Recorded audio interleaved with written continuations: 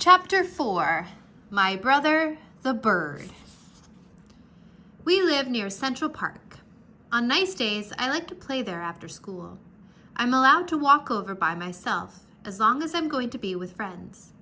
My mother doesn't want me hanging around the park alone. For one thing, Jimmy Fargo has been mugged 3 times. Twice for his bicycle, and once for his money. Only he didn't have any to give the muggers. I've never been mugged, but sooner or later I probably will be. My father's told me what to do.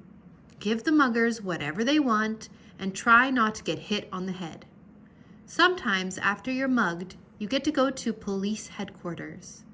You look at a bunch of pictures of crooks to see if you can recognize the guys that mugged you. I think it'd be neat to look at all those pictures. It's not that I want to get mugged, because that would be really scary. It's just that Jimmy Fargo's always talking about his visit to police headquarters. My father got mugged once in the subway by 2 girls and a guy. They took his wallet and his briefcase. He still travels around by subways, but my mother doesn't. She sticks to buses and taxis. Both my mother and my father are always warning me never to talk to strangers in the park, because a lot of dope pushers hang around there. But taking dope is even dumber than smoking, so nobody's going to hook me. We live on the west side of the park. If I want to get to the zoo and the pony carts, I have to walk all the way through to the east side. Sometimes my mother walks across the park with Fudge. He likes the animals a lot, especially the monkeys. He also likes the helium-filled balloons. But as soon as my mother buys him one, he lets it go. I think he likes to see it float up in the sky. My mother says that's a waste of money, and she's not going to buy him any more balloons until he promises not to let go. On Sundays, the park is closed to traffic, and you can ride your bicycle all over without worrying about being run down by some crazy driver. Even Fudge can ride. He has a little blue toddle bike, a present from my father's client. And when he's riding, he makes motorcycle noises. Vroom, vroom, vroom, he yells. In the fall, the leaves turn darker and drop off the trees. Sometimes there are big leaf piles on the ground. It's fun to jump around in them. I never saw bright red, yellow, and orange leaves until the day my father took us for a drive in the country. The reason the leaves don't turn bright colors in New York is the air pollution. And that's too bad, because yellow and orange and red leaves look really look neat. One nice sunny afternoon, I called for Jimmy Fargo and we went to the park. Jimmy is the only kid on my block who's in my class at school, unless you count Sheila, and I don't. She lives in my building on the 10th floor. Henry, the elevator operator, is always making jokes about me and Sheila. He thinks we like each other. The truth is, I can't stand her. She's a real know-it-all. But I've discovered that most girls are. The worst thing about Sheila is the way she's always trying to touch me. And when she does, she yells, "Peter's got the cooties! Peter's got the cooties!" I don't believe in cooties anymore. When I was in 2nd grade, I used to examine myself to see if I had them, but I never found any. By 4th grade, most kids give up on cooties, but not Sheila. She's still going strong. So I have to keep a safe distance from her. My mother thinks Sheila is the greatest. She's so smart, my mother says. And someday she's going to be a real beauty. Now that's the funniest, because Sheila looks a lot like the monkeys that Fudge is so crazy about. So maybe she'll look beautiful to some ape, but never to me. Me and Jimmy have this special group of rocks where we like to play when we're in the park. We play secret agent up there. Jimmy can imitate all kinds of foreign accents, probably because his father is a part-time actor. When he's not acting, he teaches a class at City College. Today, when we got to our rocks, who should be perched up there but Sheila? She was pretending to read a book.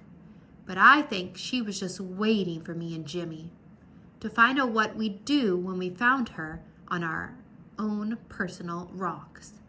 "Hey, Sheila," I said, "those are our rocks." "Says who?" she asked. "Come on, Sheila," Jimmy said, climbing up.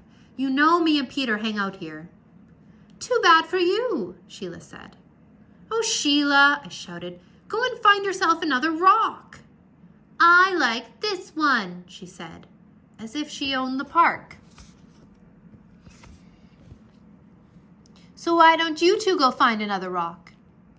Just then, who should come tearing down the path but Fudge. My mother was right behind him, hollering, "Fudgy, wait for Mommy!" But when Fudge gets going, he doesn't wait for anybody. He was after some pigeons. "Birdie! Here, Birdie!" he called. That brother of mine loves birds. But he can't get it through his head that the birds aren't about to let him catch them. "Hi, Mom," I said. My mother stopped running. "Peter, am I glad to see you? I can't keep up with Fudge." "Mrs. Hatcher, Mrs. Hatcher," Sheila called, scrambling down from our rock. "I'll watch Fudge for you. I'll take very good care of him. Can I, Mrs. Hatcher? Oh, please." Sheila jumped up and down and begged some more. Jimmy gave me an elbow in the ribs. He thought that my mother would let Sheila watch Fudge, and then we'd be rid of her. We'd be free to play secret agent. But Jimmy didn't know that my mother would never trust Sheila with her dear little boy. Fudge, in the meantime, was screaming, "Come back, birdies! Come back to Fudgy!" Then my mother did a strange thing. She checked her watch and said, "You know, I do have to run back to the apartment. I forgot to turn on the oven. Do you really think you could keep an eye on Fudge for just 10 minutes? "Of course I can, Mrs. Hatcher," Sheila said. "I know all about babysitting from my sister." Sheila's sister, Libby, is in the 7th grade. She's about as beautiful as Sheila. The only difference is she's bigger. My mother hesitated. "I don't know," she said. "I've never left Fudge before." She looked at me. "Peter?" "What?" "Will you and Jimmy help Sheila watch Fudge while I run home for a minute?" "Oh, Mom, do we have to?" "Please, Peter, I'll be right back. I'll feel better if all 3 of you are watching him." "What do you say?" I asked Jimmy. "Sure," he answered. "Why not?" "But I'm in charge of Fudgy, aren't I?" Sheila asked my mother. "Well, I guess so," my mother said to Sheila. "You probably know more about babysitting. Why don't you all take Fudge over to the playground? Then I'll know where to find you." "Swell, Mrs. Hatcher," Sheila said. "Don't you worry, Fudgy will be just fine." My mother turned to Fudge. "Now you be a good boy for 10 minutes. Mommy will be right back, okay?" "Good boy," Fudge said. "Good, good, good." As soon as my mother was gone, Fudge took off. "Can't catch me," he hollered. "Can't catch Fudgy." "Go get him, Sheila," I said. "You're in charge, remember?" Me and Jimmy horsed around while Sheila ran after Fudge. When she caught him, we decided we'd better go to the playground, like my mother said. It was a lot easier to keep an eye on him in a smaller place. Anyway, Fudge likes to climb on the jungle gym, and that way he can't get lost. As soon as we got to the playground, Sheila started chasing me. "Peter's got the cooties, Peter's got the cooties," she yelled. "Cut that out," I said. So she chased Jimmy. "Jimmy's got the cooties, Jimmy's got the cooties." Me and Jimmy decided to fight back. So what if she's a girl? She started it. We grabbed her by the arms. She squirmed and tried to get away from us, but we wouldn't let go. We hollered really loud, "Sheila's got the cooties, Sheila's got the cooties." All 3 of us were so busy fooling around that we didn't notice Fudge up on the jungle gym until he called, "Peter! Peter!" That's how he says my name. "What?" I asked. "See? See?" Fudge flapped his arms around. Fudgy's a birdie! Fudgy's a birdie! Fly, birdie, fly! That crazy kid, I thought, running to the jungle gym with Jimmy and Sheila right behind me. But it was too late.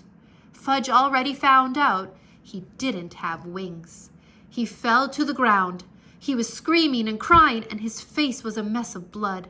I couldn't even tell where the blood was coming from at first. Then Jimmy handed me his handkerchief. I don't know how clean it was, but it was better than nothing. I mopped some blood off Fudge's face. Sheila cried, "It wasn't my fault! Honest, it wasn't!" "Oh, shut up," I told her. "He's really a mess," Jimmy said, inspecting Fudge. "And his teeth are gone, too." "What are you talking about?" I asked Jimmy. "Look at his mouth," Jimmy said. "Now, while he's screaming, see? He's got a big space where he used to have his front teeth." "Oh, no!" Sheila screamed. "He's right. Fudgy's teeth are gone!" Fudge stopped crying for a minute. "All gone?" he asked. "Open your mouth wide," I said. He did, and I looked in. It was true. His top 2 front teeth were missing. "My mother's going to kill you, Sheila," I said. Was I glad I wasn't left in charge of my brother? Sheila cried louder. "But it was an accident. He did it himself. Himself." "You better find his teeth," I said. "Where should I look?" Sheila asked. "On the ground, stupid." Sheila crawled around looking for Fudge's teeth, while I tried to clean him up some more. "See," Fudge said, showing me all his wounds. "Boo-boo here and here, more boo-boo here." His knees and elbows were all scraped up. I'm going to get your mother," Jimmy hollered, running out of the playground. "Good idea," I called. "I just can't find them," Sheila said. "Well, keep looking," I yelled. "Honestly, Peter, there aren't any teeth here." "All gone?" Fudge asked again. "Not all," I told him. "Just 2. Fudge started to scream, "Want my teeth! Want my teeth!" Jimmy must have met my mother on her way back to the park, because it only took about 2 minutes for her to get there. By that time, a whole crowd of kids had gathered around us. Most of them were crawling on the ground like Sheila, looking for Fudge's teeth. My mother picked up Fudge. "Oh, my baby, my precious, my little love." She kissed him all over. "Show Mommy where it hurts." Fudge showed her all his boo-boos. Then he said, "All gone." "What's all gone?" my mother asked. "His top 2 front teeth," I said. "Oh, no!" my mother cried. "Oh, my poor little angel." Sheila sniffled and said, "I just can't find them, Mrs. Hatcher. I've looked everywhere, but Fudge's teeth are gone." "He must have swallowed them," my mother said, looking into Fudge's mouth. "Oh, Mrs. Hatcher, how awful! I'm sorry. I'm really very sorry," Sheila cried. "What will happen to him?" "He'll be all right, Sheila," my mother said. "I'm sure it was an accident. Nobody's blaming you." Sheila started bawling again. My mother said, "Let's go home now." I thought my mother was being pretty easy on Sheila. After all, she was left in charge. When we got home, Mom washed Fudge's cuts and scrapes with peroxide. Then she called Dr. Cohn. He told her to take Fudge to our dentist. So my mother called Dr. Brown's office and made an appointment for the next day. When that was done, she gave Fudge some socks to play with. I went into the kitchen to have a glass of juice. My mother followed me. "Peter Warren Hatcher," she said, "I'm sorry that I can't trust you for just 10 minutes. "Me?" I asked. "Trust me? What's this got to do with me?" My mother raised her voice. "I left your brother with you for 10 minutes, and just look at what happened. I'm disgusted with you." "It was Sheila's fault," I said. "You said Sheila was in charge, so how come you're mad at me and not at Sheila?"